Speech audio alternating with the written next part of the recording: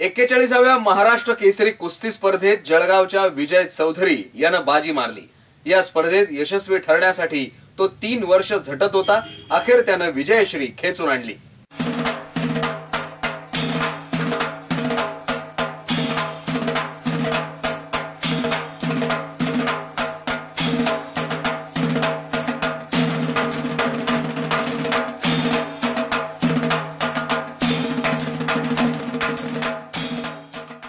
एक्केचाळीसाव्या महाराष्ट्र केसरी कुस्ती स्पर्धेचा मानकरी विजय चौधरी ठरलाय।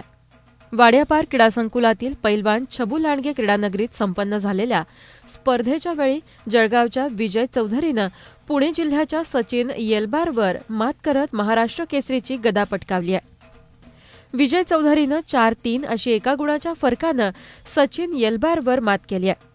विजय चौधरीच्या रूपानं महाराष्ट्र केसरीचा बहुमान पहिल्यांदाच जळगाव जिल्ह्याला प्राप्त झालाय। गेल्या 3 दिवसांपासून वाड्यापार क्रीडा संकुलात राज्य कुस्तीगीर परिषद, जिल्हा तालीम संघाच्या संयुक्त विद्यमानं आणि फोर्स मोटरच्या सहयोगानं 58व्या महाराष्ट्र केसरी स्पर्धेचं आयोजन करण्यात आलं होतं। महाराष्ट्र केसरीची गदा कुणाच्या खांद्यावर विराजमान होणार? या महाराष्ट्राचा 41वा महाराष्ट्र केसरी कोण होणार?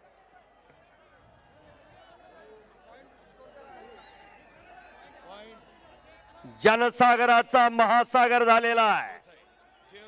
महासागराला जरा मध्ये थांबवा। 0-3 असा गुणफलक आहे। शांतता राखा। दोन्ही पैलवान उजव्या पवित्र्यावर लढायला लागलेले आहेत। 1.5 मिनिट संपला।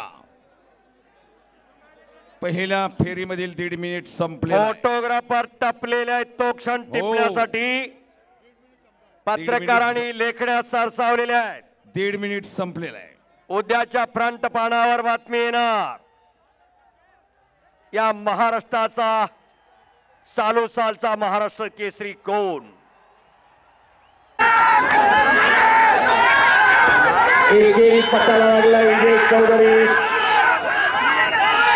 एकेरी पटाची पकड विजय चौधरीची। एका पायावर लागला सचिन येलबार।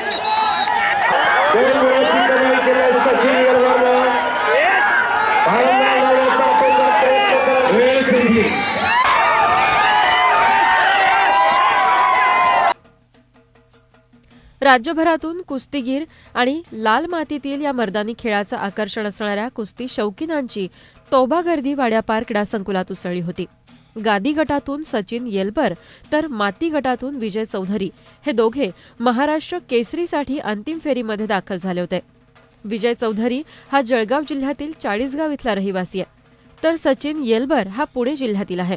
41व्या केसरीसाठी विजय आणि सचिन यांच्यात उत्कंठावर्धक लढत झाली।